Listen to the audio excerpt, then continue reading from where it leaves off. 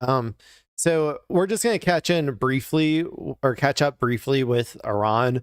As far as I know, because all of our leadership is off, all of our leadership and our pedo billionaires all went over to China for this meeting with Xi Jinping. So I think that most of them are a little too busy to be focused on Iran right now. I also saw Keg's Breath was over there too. So I guess while that's going on, Iran seized another ship off of the coast of the UAE. My understanding also is that the UAE has been getting more directly involved lately in terms of actively attacking Iran and stuff. So let's go ahead and watch this video. We'll see if we can get any new updates about it. Thank you, Harris. See in a few moments. Meanwhile, we've got this, a new provocation. Iran said to be seizing a ship off the coast of the UAE. This is happening as talks over the conflict in the Strait of Hormuz weigh heavily here on the summit in Beijing. Trey Yingst is live on the story. He's in Tel Aviv. Trey, hello. Trey. Yeah, hey, Bill, good evening to you. Reports do indicate Iran has seized another vessel off the coast of the UAE. According to a maritime tracking group, that ship is now headed to Iranian waters. All of this comes after the Iranians accused the UAE of being directly involved in attacks against their country, and a diplomatic spat overnight that included the Israelis announcing that Prime Minister Benjamin Netanyahu made a secret visit to the UAE during the war, only to see that was interesting as well. I don't know. I mean, I think that he probably did. I think he's denying it. But the UAE is essentially just becoming like a little like American proxy state, just like Israel. It'll never be the same as Israel, mainly because it would take decades upon decades. And also it's not like the same as the settler colonial aspect of Israel gives them a special place in America's heart because it reminds America like I'm talking about America broadly as a nation state. It reminds them of their past or whatever, of how they took over and displaced and killed the natives of their country. So Israel is like, you know, there's a bond between American and Israel that is unique, I think. But still, UAE is like doing its best to align with the Zionist forces in Israel and with America.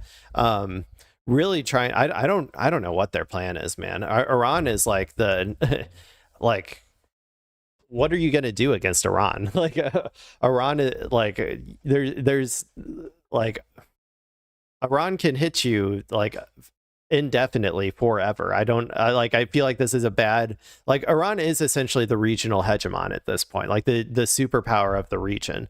And so I just don't know why the UAE would really keep trying to align with America and Israel, especially after America was unwilling to even, or not unwilling, unable to even protect its military bases on the UAE soil.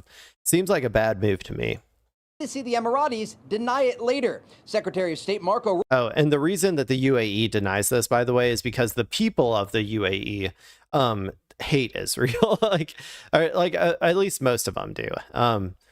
The political leadership in a lot of these Gulf state countries are very disconnected from their people when it comes to their actions in regard to the state of Israel, because most of them align with the state of Israel against Iran.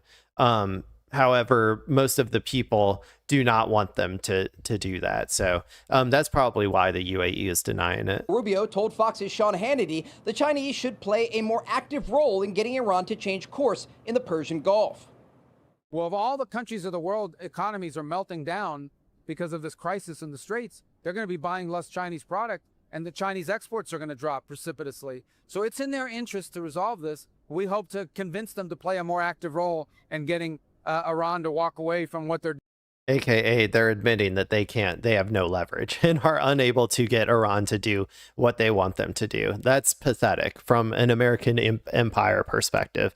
You're supposed to be the global superpower. According to the rules like that you set up, or like the propaganda that we've been told, America is supposed to be able to influence any country it wants to do whatever it wants in any way. And this is just a straight up admission that we are unable to do that. So, you know, this is a big oof for American force projection. Doing now and trying to do now in the Persian Gulf.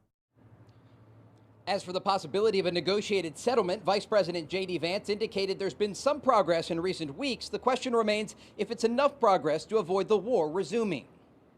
I want to be able to look the American people in the eye and say with confidence that you are not going to have to worry about this very, very dangerous regime having access to the most dangerous weapons in the world. That's the goal that we're focused on. Dude. Again, there's a lot of ways to accomplish that goal. Nobody cares, man. The president has set us off. I'm not worried about Iran getting a nuke. You want to know why? Because I know they don't have hyperballistic or whatever it's called, intercontinental ballistic missiles that can hit us. Like, that's not a thing that they have for a nuclear weapon. So I'm not concerned about that at all. Listen to me. I am an American citizen. I'm the person that you're talking about, and I don't give a shit.